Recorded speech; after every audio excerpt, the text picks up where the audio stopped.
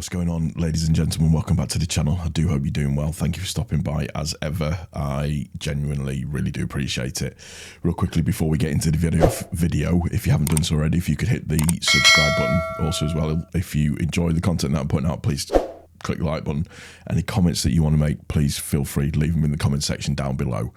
So this is a bit of a mishmash video really, more than anything. I just wanted to have a little conversation about a couple of things that I've seen. A couple of things going on.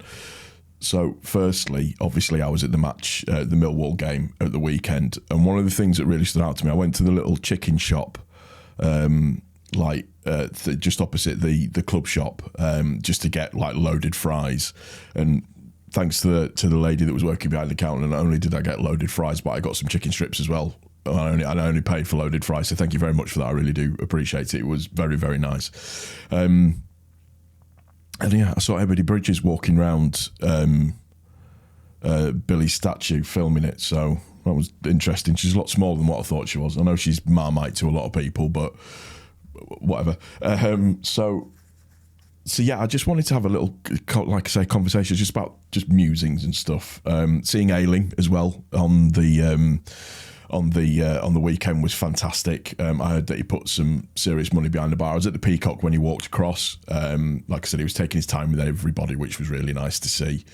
But yeah, one of the things that really stuck out to me, I was stood by Billy's statue, just, you know, eating my food and minding my own business and just kind of getting ready and getting set up to go across and have a pint at the Peacock after I'd eaten the chips and chicken and everything and the copious amounts of chili that were put on there. And what I noticed stood at Billy's statue was the amount of foreign people that were there.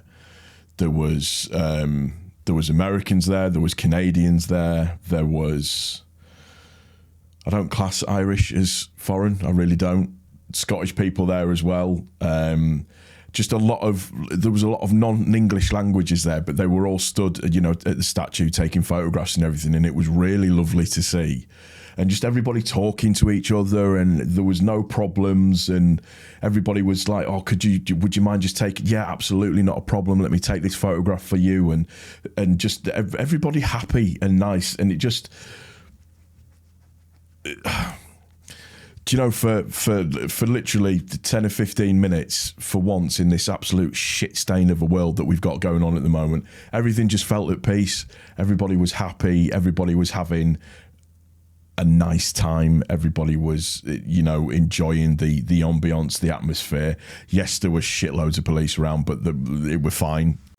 Hi, apologies for this little interjection. I was on reviewing the video that I'd just done. I don't know what happened. There was some technical interference with the sound and it just went all clippy and just not sounding exactly as it should do. So apologies for that.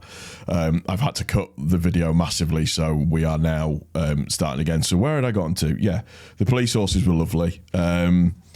Just overall, it was just really nice to see just people that were there, you know, from all over the world, taking photographs, just being happy. It was just lovely to see. And just that, what's the right way of saying it? Yeah, just feeling the love, which was really good. And, you know, I went over to the Luke Ayling, or the Peacock, had a pint over there after eating my load of chicken. Great atmosphere in there. The guys in there were great. I'm not happy about paying £5.50 for a pint, but I am a Yorkshireman.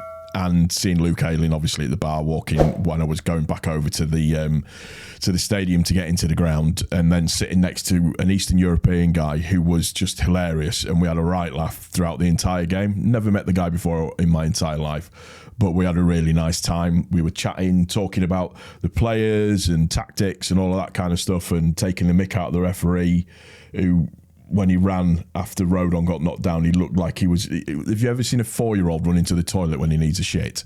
That's exactly how that referee ran from Rodon to the halfway line after he dropped the ball for the keeper and then ran all the way back to the halfway line again. It was like watching a child run into the toilet because he had a 2-inch grip on an 8-inch log. It was just hilarious for me, but you know, that's by the by. The other thing I wanted to mention was obviously Rutter going in for his operation. I wish him all the best for that. I think that is the epitome of side before self. Clearly, he has been putting himself through the pain barrier for the team and still delivering numbers. So, you know, you can't say anything other than praise him.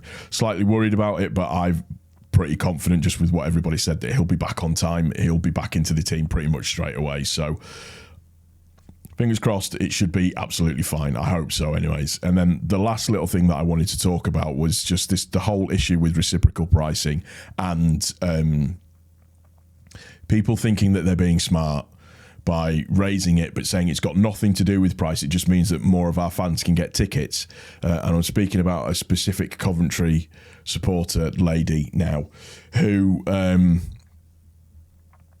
was saying that it's all about fans and it's got nothing to do with tickets. It's a great thing. Our band, whatever. The long hard facts of it is, had you done the reciprocal pricing with us and given us the allocation, you would have made 140 something odd grand out of the tickets. So as it stands at the moment, even though we're paying a higher price for the tickets, I think it's like 37 quid or something, you're going to make 50 grand less. So more fool you. I mean, the reciprocal pricing isn't done by everybody, and that's because everybody sees Leeds as, because people know we're going to sell out our away end no matter what, pretty much. And from a ticketing point of view, they think, right, well, we'll rinse Leeds for some additional money, because people do see us as a cup final, as a money spinner. And I don't mean any disrespect for that. I don't mean every single club in the Championship, because that's not true. But there's a lot of clubs in there that do see us that way, from a point of view of being able to get money from us. And that is, for me, that is the annoying thing about the entire situation. And then to go, I don't know what you're talking about, this has got nothing to do with money. And one of the things that you have to remember about Leeds fans online, particularly on X, we do like a bookmark.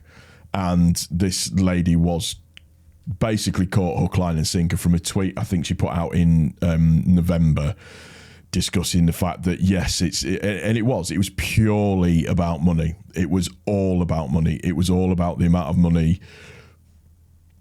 But then she tried to say that it wasn't. And it's just like, rather than just going, all right, fair enough, you've got me. It was like, oh my God, how old is that tweet?